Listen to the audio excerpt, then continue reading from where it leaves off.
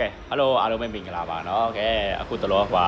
အကြောင်းတွေအရာဖေဟောနေတဲ့စာအုပ်ထုတဲ့အကြောင်းလေးတွေပေါ့เนาะစာအုပ်ဒီတွေပါထုတဲ့အကြောင်းလေးတွေပေါ့เนาะဒီများတွေတချို့ဟိုနေ့ကဒီများတွေပြင်လာတာဗျာဒလားထုတာဘာညာအဲ့မျိုးတွေဆပ်ဘေးမဝင်တို့တယောက်တွေကဘေးပြန်ထွက်လာဟိုင်းတယ်ဘာညာအဲ့မျိုးတွေပြောင်းနေကြအရာများပေါ့เนาะမနေ့ကကျွန်တော်ဖုန်းသွားပို့တာပေါ့เนาะပူစင်မှာဖုန်းသွားပို့ပြီးတော့စာအုပ်ထုပြီးအဲ့နာလေးမှာအလုံးလုံးနေတဲ့အမတွေနဲ့ကျွန်တော်မေးလာခဲ့တာပေါ့နော်သူကဘယ်လိုလဲဆိုတော့အဲ့လိုမျိုးတွေတချို့တွေကသူကအဲ့လိုစာအုပ်တွေရှိဒီမှာတစ်ခါပြတရုတ်ပြည်ထဲမှာတစ်ခါအဲ့လိုမျိုးဝင်တဲ့လူတွေတဲ့ကြာမှတစ်ခါလာဝင်တဲ့လူတွေအဲ့လိုမျိုးတွေနဲ့သူကတိုးပြီးတော့သူကတချို့တွေကသူကစပင်စစ်ထားတဲ့လူတွေရှိတယ်အိမ်တော့စီးစစ်ထားတဲ့လူတွေရှိတယ်အဲ့လူတွေက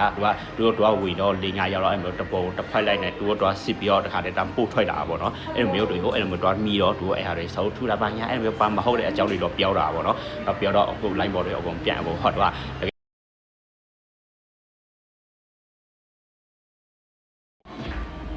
တကယ်တမ်းကျတော့သူကမှာဟုတ်ပါဘူးเนาะသူကစောက်တကယ်ဟိုဆိုရင်သူကစောက်အတစ်နဲ့လုတ်ပြီးဝင်လာမယ်ဆိုရင်3လတွေ2လတွေအဲ့မျိုးတော့မထူပါနဲ့เนาะသူကအဲ့မျိုးဟင်းနိုင်တော့ပထမ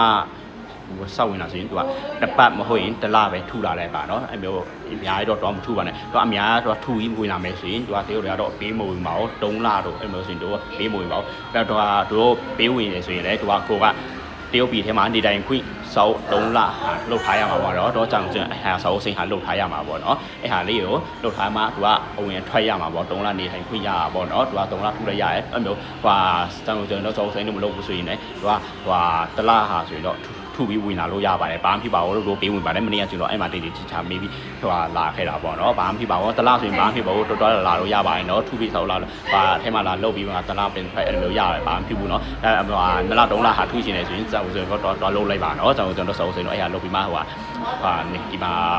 တော်လာနေတိုင်းခွင့်ရအောင်ပေါ့နော်အဲ့မျိုးတွေကအဲ့ဟာနေတိုင်းခွင့်မလုပ်ဘူးဆိုရင်ဒီရင်တော်လာဆိုရင်တော့3လ2လ3လဆိုရင်တော့မရပါဘူးနော်ဘာမှမဖြစ်ပါဘူးနော်အဲ့မျိုးဘာမှတော့မကြောက်ပါနဲ့တော်လာလို့ရပါတယ်နော်တော်ထူလို့ရပါတယ်တလားဘာမှဖြစ်ပါဘူးနော်အေးဆေးနေလို့ရပါတယ်နော်ပြီးတော့နောက်ဖုန်းဖုန်းတွေလည်းလာအားပေးဖို့မေးပါနဲ့နော်